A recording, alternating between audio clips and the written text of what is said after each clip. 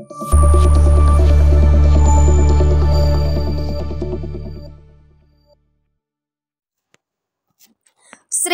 మల్లన్న స్వర్ణ రథోత్సవంలో MLA Prashanti Reddy.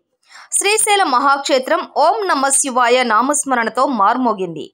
అడుగడుగున భక్తజన సందోహం మధ్య శ్రీ భ్రమరాంబ మల్లికార్జున స్వామివార్ల స్వర్ణ రథోత్సవం కన్నుల పండువగా సాగింది. ఆరుద్ర నక్షత్రం పురస్కరించుకుని స్వర్ణ రథోత్సవ దాతలు కోవూరు ఎమ్మెల్యే వేమిరెడ్డి ప్రశాంతిరెడ్డి ఆలయ అధికారుల ఆధ్వర్యంలో శ్రీశైల మల్లన్న స్వర్ణ రథోత్సవ కార్యక్రమం ఉదయం జరిగింది.